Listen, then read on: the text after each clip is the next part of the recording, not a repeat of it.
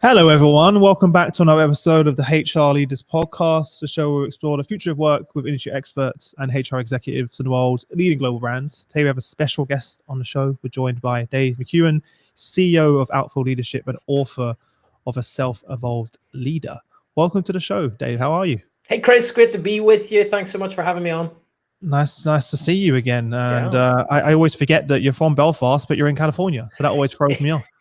Yeah, probably not help from the fact that my accent is sort of stuck somewhere between the two. So sometimes the Northern Irish comes out and sometimes I end up with a weird Californian twang. But really? Oh, that is a combo right there. The Californian twang with a Belfast accent. I don't know what that sounds like. How did you end up, before we jump in, actually, let me not go too crazy. Before we jump in, tell everyone a little bit more about you and sort of your background and journey. Sure, happy to. So from Northern Ireland originally, started my career way back in the UK working for Accenture, big IT consulting company that I'm sure most people are aware of. Enjoyed what I was doing, but really yearned for, I guess, more of a purpose, more of a reason for being. Got really interested in leadership, what it meant to be an effective and great leader, and also how to grow a business. And so I moved over to the States in about 2013, first of all to Massachusetts on the East Coast to join the family business, which was a consulting company and leadership development company. Lasted one New England winter because my Northern Irish bones couldn't deal with snow in April. And then just headed westward with my girlfriend at the time, now my wife, Paris, and we landed in Laguna Beach in California, where not a bad place to land. No, not at all. And I now spend my days working with leadership teams and leaders at every level of the organization. Wow.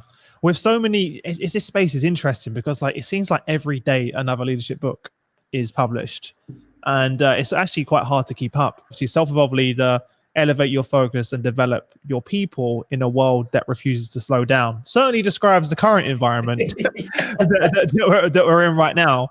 Why now? What was the inspiration behind this book, and what makes it different to other books out there that people have probably come across or reading right now as you speak? Yeah, it's been a passion of mine for a while, or a goal for a while, let's say that.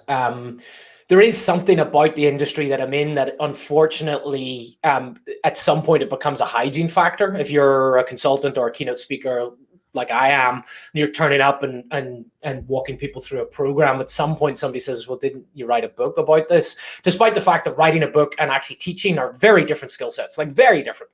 Very few people can do both of them well. And so I knew at some point when I was, by the way, part of my background and my history was about 4 years ago, I started out on my own. So I stepped away from the family business, started Outfield Leadership. And so in terms of just building personal brand, degree of credibility, just getting something down in book form, I think was important. But I also really enjoy writing, and I knew that it was a good opportunity to essentially expand the reach and impact that I can have. I can stand up in a room full of 100,000 or 1,000 people virtually in person, and that's great. But that's I'm only one person, whereas with a book out there, you have the opportunity to reach a wider audience. In terms of what makes it different, I think there are a couple of things. One, it's based on experience rather than an overly academic model. A lot of leadership books and business books start with, I have this hypothesis that I want to be proven in such a way, and then I'm just going to find whatever case studies I need to back that up. So you get a lot of people talking about Southwest Airlines and the early one that comes up, isn't it? It always comes up. It doesn't matter what point you want to prove. Airlines comes up all the time in there as an example. And it doesn't matter what point you want to prove. It's like you just go find it in Southwest Airlines, and there's a bunch of other companies. And I just but that's a good one. That's funny you said that. And if anyone reads a lot of leadership books, you will know exactly why we're laughing. Southwest Airlines comes up as an example because they do great work, but they come up a lot. Yeah, and then, nothing against Southwest Airlines. No, very successful business, but let me prove why Mondays are the most productive day. I don't know. Let's go to Southwest Airlines. Anyway. Yeah, exactly. So I actually the examples that I have and what I use to I guess back up my perspective is cases of organizations that have actually worked with real leaders. And the other thing is, I had this little 3x5 card that I wrote and put in front of me as I was writing it that said this: somewhere between the philosophical and the practical lies progress, which sounds way more high-minded than it needs to be. But it was my guiding principle in writing the book, in that I didn't want to write something that was so, philosophical that you go, oh, that's really interesting, but nothing practical you can actually go and use straight right away. And you've just told me the same thing 12 different ways over your 12 chapters. And by the way, next year I'm going to release the book that tells you how to put this into practice. That's what they normally do. Right. I didn't want to do that, but similarly, I didn't want it to be, a textbook. So it had to sit somewhere. And so I wanted it to have new and interesting and challenging thoughts on leadership and where we're going, but it to be insanely practical as well. So the penultimate chapter is actually a 15-week program to put into place everything that I've talked about in the book. And I think that's where it fits for me. It's for leaders who want to be inspired and challenged, but also want to put the book down and go, okay, I know what I'm going to do right now. Well, let's before we get into some of those practical models, which I'm sure everyone's excited to hear about, what's the sort of problem that you see with the current leadership models that we have in place? If you take a look at just the history of leadership, both from an academic perspective and then also how we write about it and teach about it, we have these lingering hangovers from eras that don't really serve us so well. And there are a couple of things that come out. One is the need for our leaders to, or the belief that our leaders should be certain. I should be out at the front leading the way. I know where we're going.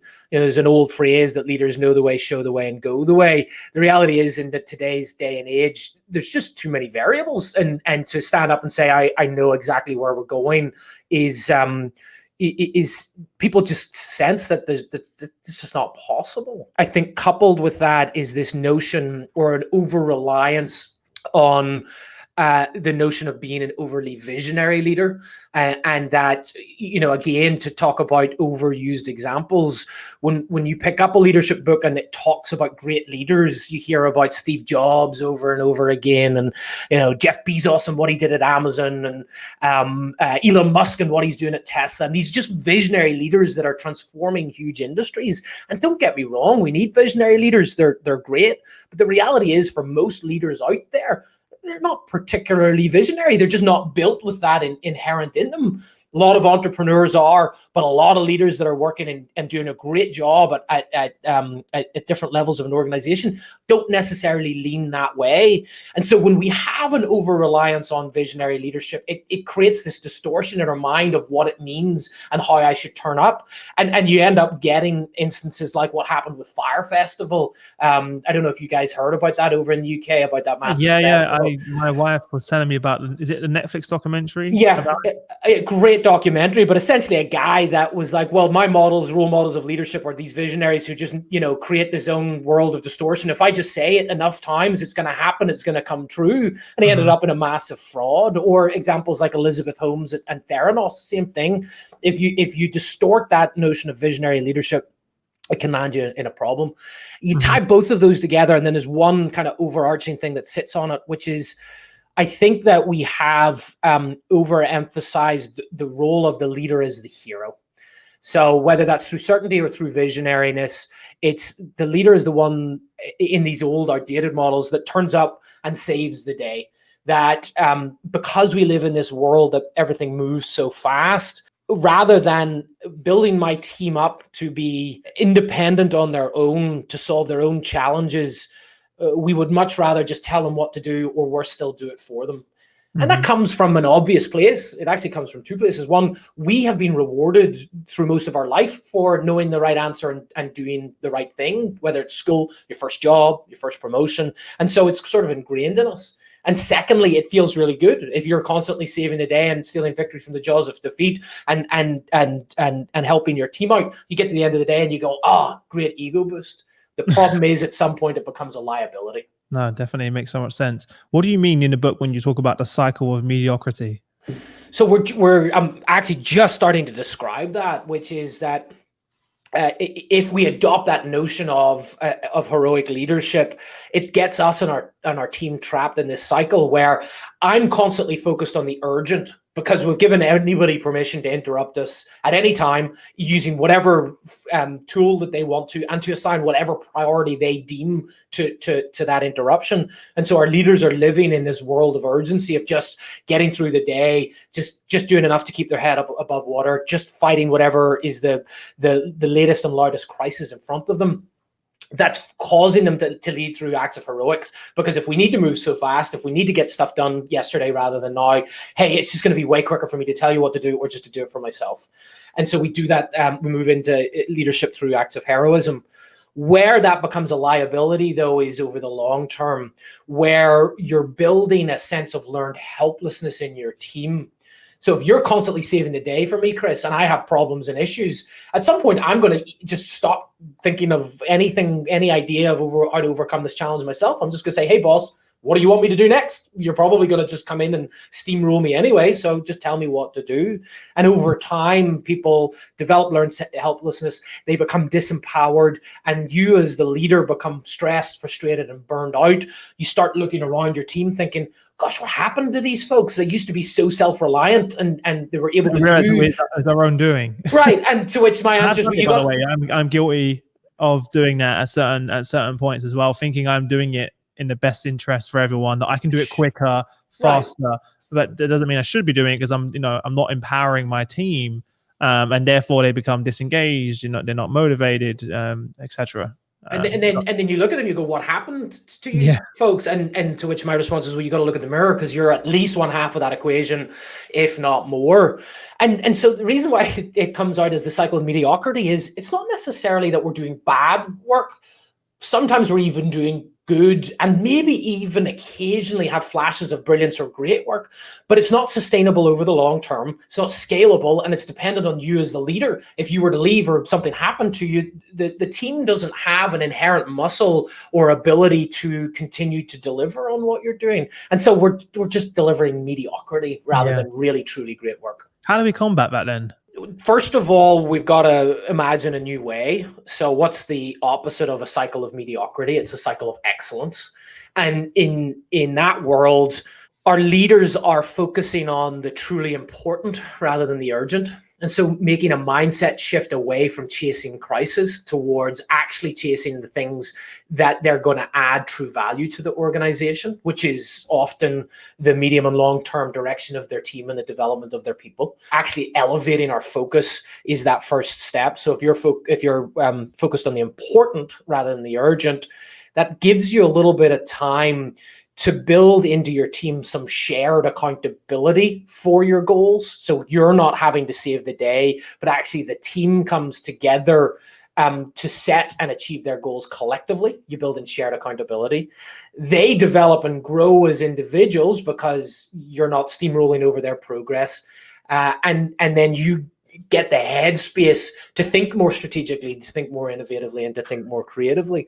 So that's the switch that we need to make. We need to understand that leading through acts of heroism has its downside, and that there's another way. Once we make that shift, then there's a whole bunch of other stuff that we can talk about to get there. But that's fundamental, the key shift, to realize what we've done up until this point is no longer working, and we need a new model of leadership. Well, on that point then, talking about the team, what are some things that we can do, practical things that we can do to build sort of the team vision as opposed to just our own vision as a leader? Yeah. So in terms of the route towards become a self-evolved leader, adopting that mantra, first of all, is clearly the big philosophical shift that you need to make. And then there are three practical things that you can do, of which you're alluding to. Number one is to build a shared vision with your team. Number two is to build an implementation rhythm, so everybody understands how you're tracking progress to achieving that vision. And then the third thing is to develop a set of leadership disciplines to help guide the course. And essentially the way that I see it is the vision is the end goal, where we want to get to in 3 to 5 years. The implementation rhythm is the course that we're going to take. What's our map? And then the set of disciplines are, how do we actually steer the ship and guide our crew? So back to the building a shared vision, which is the first point on that. Tied into that over reliance on the visionary leader that we have in our organizations today.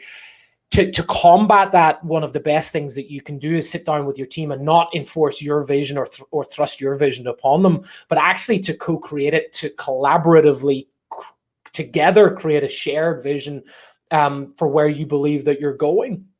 And the reason why it's helpful is in those instances, and by the way, you can do this no matter what level of leadership you're at, whether you're in the C-suite or your frontline supervisor. If you come and tell your team, here's my vision of where we're going, you've got to do a lot of hard work to get buy-in to that, and then to also help people stay the course. If you get your team together in a room and spend a couple of hours to a couple of days actually co-creating a shared vision, they're part of that process. So the buy-in is going to be much easier to get. And it also means that alignment is much easier down the road, because if somebody has issue with the decision that you're making in line with that vision, you can look them in the eye and say, hey, you were part of creating that. So that's why we have to go in this direction. And so that's why building a shared vision is hugely important. In terms of actually doing it, it can be a really practical process. Get people into a room, either live, in person, or virtually. Make sure you've got somewhere where folks can throw things, brainstorm on flip charts or on a whiteboard. And as the leader, facilitate a conversation rather than lead it. Stefan, by the way, on thanks for joining, Stefan. Stefan just read my mind. He's actually one of the leaders that tunes in quite often. Thanks, Stefan. And Stefan's question is exactly what I was going to ask you next. How do you make sure that the co-created vision aligns with the business vision? That's exactly what I had. Stefan's good question. And yeah, you got to do that, right? Because you don't want to have a whole bunch of teams with different visions that are going in different directions. So there's got to be a degree of, there's going to be some parameters, right? And using the business vision as a starting point and saying, okay, here's collectively where we as an organization are going. Now let's take a look at our team. How do we fit within that? Asking questions like, where do you think we could be in 3 to 5 years? If money was no option, what could we achieve? Even things like, why do you do what you do here? What gets you excited? What's the impact that you want to have on our organization, on our clients, on our community? And begin to ask some broad questions, and then look for some key themes in there. You can link back to the overall vision of the business. Yeah, that you can link back to the overall vision. And here's the thing: as the leader, you should feel free to facilitate that conversation and to share and guide where it feels like it might not be going in that direction. So it's not opening it out for like everybody. That there could be mutiny. It's got to be within some parameters. Mm-hmm. Then when you get to the point when you've actually got a working document or a working version, I always recommend circulating that across some of your peers, some of the folks at a similar level, or even your boss or other people in the organization, and say, hey, this is what my team's vision is. Number one, does it, how does it feel for you? And number two, do you think it aligns with that business vision? Get some feedback is a great way to test that. But good question, Stefan. Thanks for asking. Yeah, because otherwise we're going to have a lot of different visions. Yeah, for sure. in a business. But it's very rare, though, if I speak to other leaders, that they do actually take that time to sit down with a team and make their team understand this is the part you play in this overall vision and what that means. And what that means for you and your role, and how we link that back is super important, because a lot of the time it's like, here's where we are, here's where we're going, and then you're kind of just expecting people to jump on the bandwagon when they don't really understand what's my role in this. Yeah. What does this mean? What does this mean? And yet one of the biggest challenges that we talk about often is alignment. I just don't feel that my team or my organization's aligned. And it's like, well, that's because you're not doing the active work of showing your team how the decisions and actions that they take on a given day align to the overarching mission, vision, and values of the organization. I mean, that's ultimately what alignment is. And some organizations are good at setting the vision and they're good at working in the weeds on those actions, but it's the bit in the middle. How do you connect all of that? Mm-hmm. And how do you over communicate that? Because you're only going to get that alignment through repetition, ongoing communication, and rewarding the behaviors that are in line with that vision. Mm-hmm. You mentioned the implementation pulse. What does that look like? How do we build that and keep track of it, etc.? What does that look like? So it's slightly less compelling than building a vision, which, let's face it, for a lot, if not most of us, can be a fairly exciting thing to do, to cast out into the future what might be. An implementation pulse is nothing more than ensuring that you're reviewing your team's progress at the appropriate points to stay on track to achieving that vision. So if we've got a vision for the next 3 years, well, what do we need to achieve in the next 12 months to get there? What do we need to achieve in the next quarter? It sounds simple, but most people don't track that. I'm definitely not as good as I should be. when it's with our team and say, "Oh, we planned this, and let's make sure we set milestones of when we check in." Yeah. And most people don't do it because it's boring, to be honest. Yeah. And a lot of people don't do it because they don't know how, and a lot of people don't do it because they feel it takes them away from the actual work that we have to do. We're so busy doing it that we don't take a time to step back and be like, where are we now?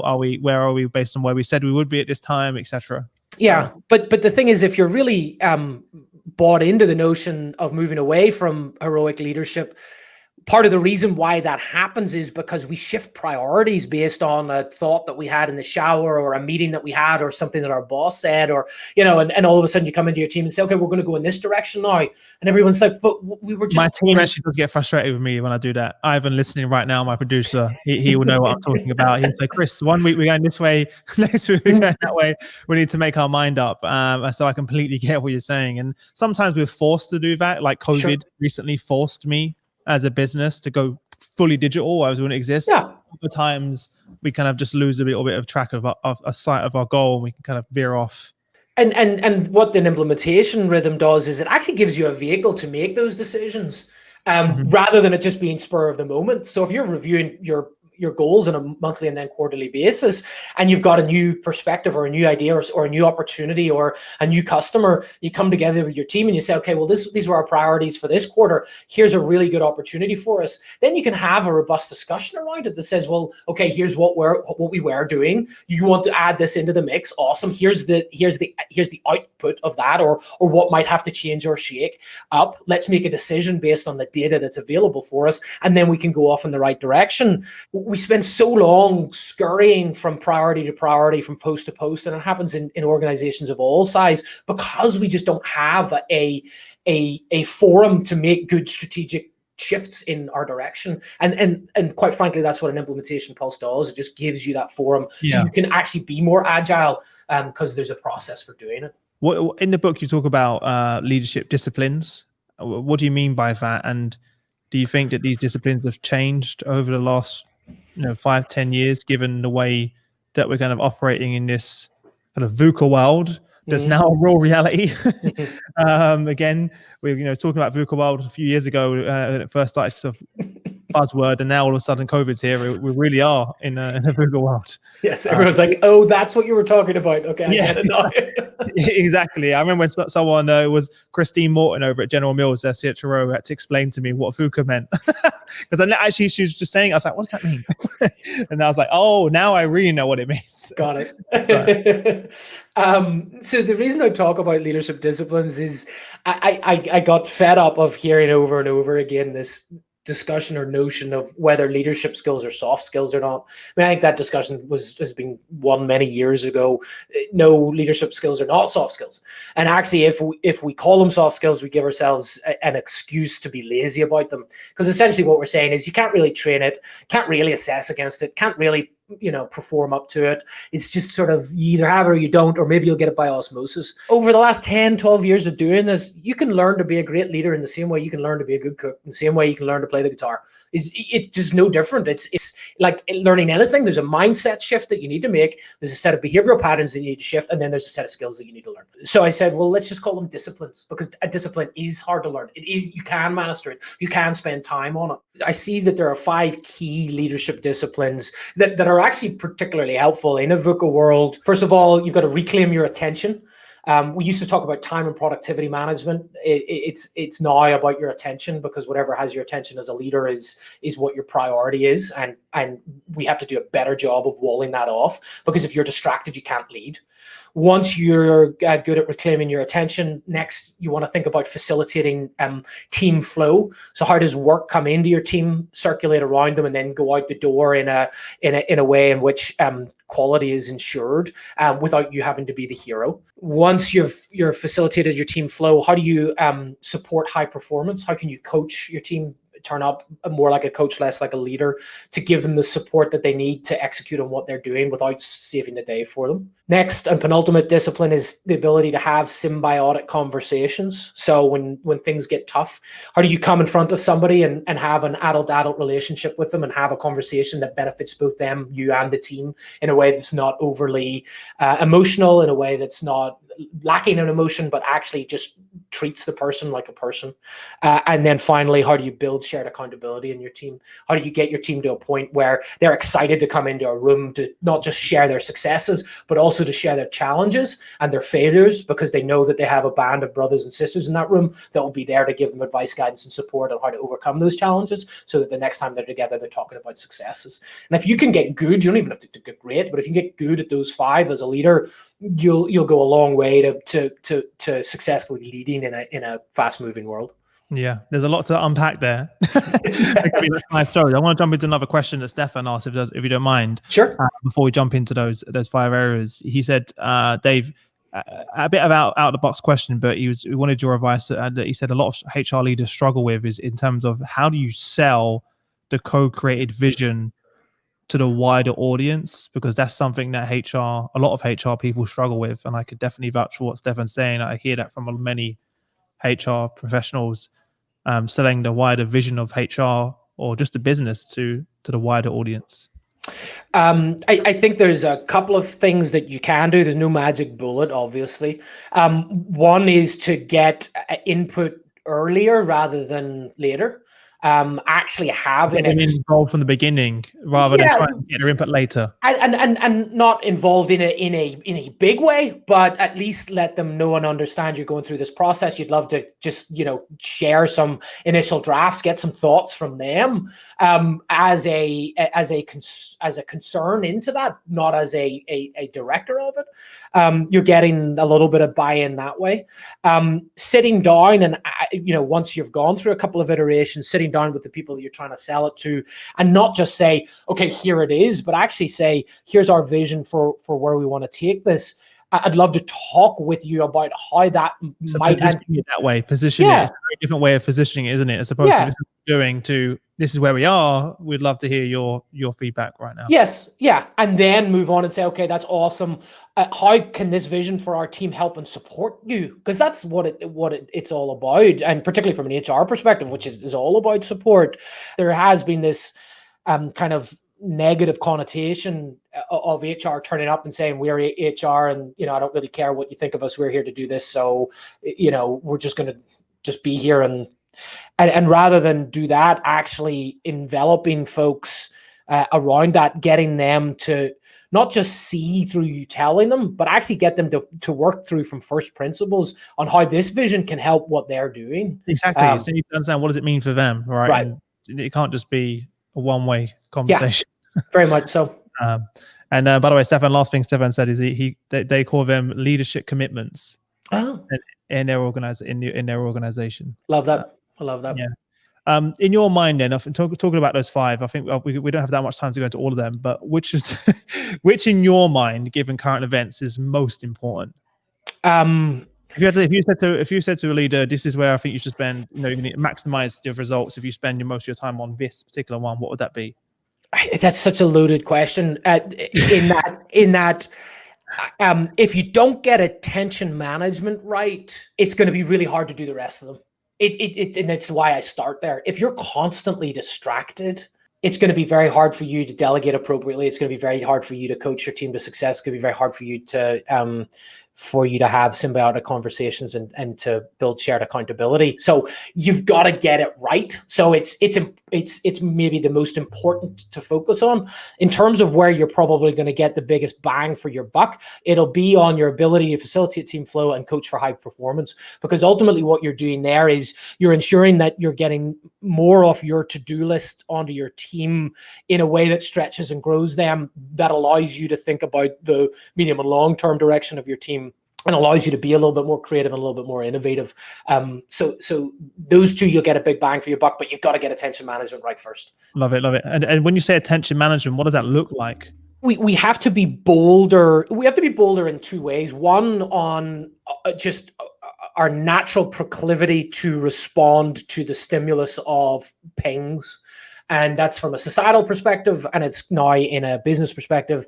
Emails, text messages, Facebook likes, the endorphin rush, and the dopamine hits, and all of that stuff that research is starting to show us about how we're getting addicted to our devices. We have to just get better at managing that. Number one. And then number two, we've got to be a little bit bolder in how we set our lines of communication with our team and with those people that we work with. And that's a little scarier.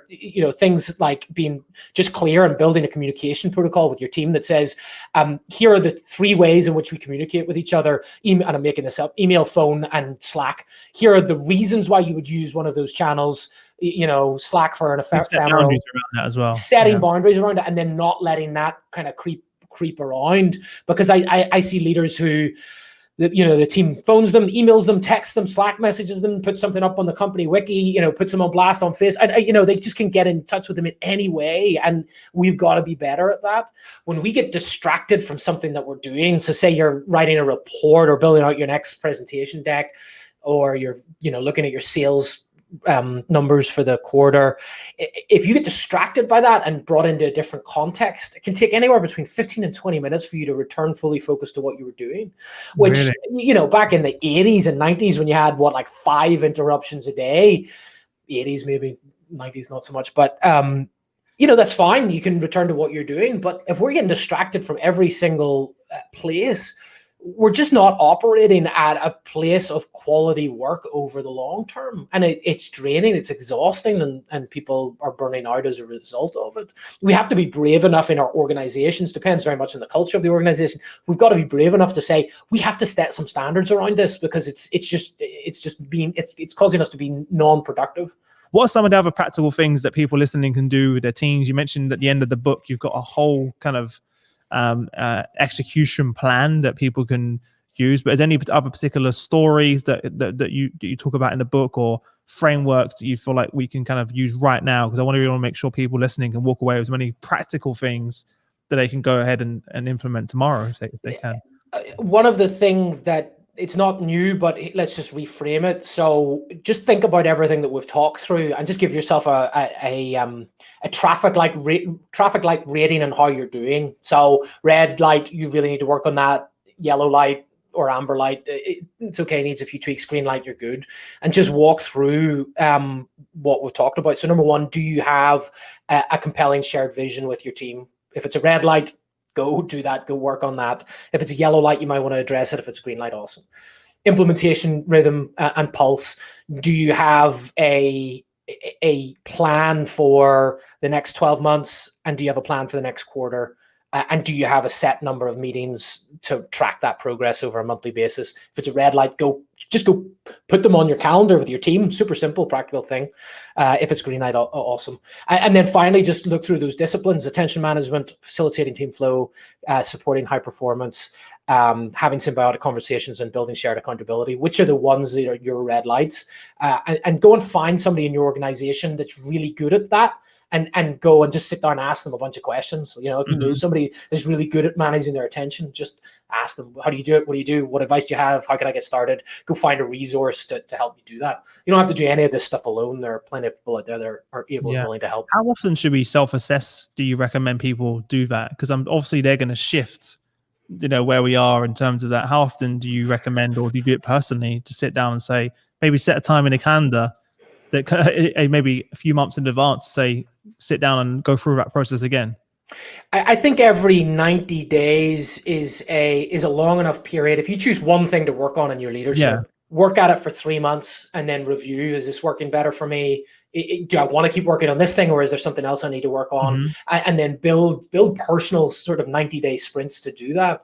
The problem that often happens is we talk through this and people go, my goodness, yes, got to do that. Oh, I'm terrible at that. Yeah. And they walk away thinking, there's just so much to do. Pick one thing. Overwhelming. Pick one thing. If you choose so many things, you end up doing nothing. Yeah. And you'll abandon them all. Yeah, it doesn't work. And aim to get 1% better at that one thing every day, and for 90 days, and then pick something else. We have this tendency to either ignore all of our problems or want to fix them all at the same time. Just fix them one at a time. Well, is there anything else is there a question I haven't asked you today, Dave, that I've missed that we need to tell everyone? I think we have covered a lot in there. The one question would be, where can people get the Self-Evolved Leader? I was going to get to that. Don't worry about that. Well, there's and also because there's if I remember, like when we spoke, if you're in North America right now, you can get the Kindle version of the book for like $1. Yeah, 99 cents. Aside from that, so where can people learn more about you if they want to connect with you personally, and grab a copy of the book? Where's the best place? Sure. If you want a copy of the book, go to selfevolvedleader.com. You can download a free chapter of the introduction and the first chapter. It's available on all good bookstores. Amazon's running a promo this month, so until October 31st in North America and Canada, to get it for 99 cents. And if you want to know more about me, just go to davemckeown.com, and I'm right there. Amazing. Well, look, thanks so much for taking the time out to come on the show. It was a pleasure. Thanks for having me, Chris. Hope everything calms down where you are. Thank everything goes back to normal. You're fighting COVID and fires at the moment in California, so I really hope that you and the team, your family, stay safe as well during these crazy times. Thank you, Chris. Appreciate it. It's a real pleasure. For everyone listening, thank you as always for tuning in. And all of your questions. Stefan, thank you for all of your questions. I feel like I should have just had you on the show today. Thanks, I should have sent him the link.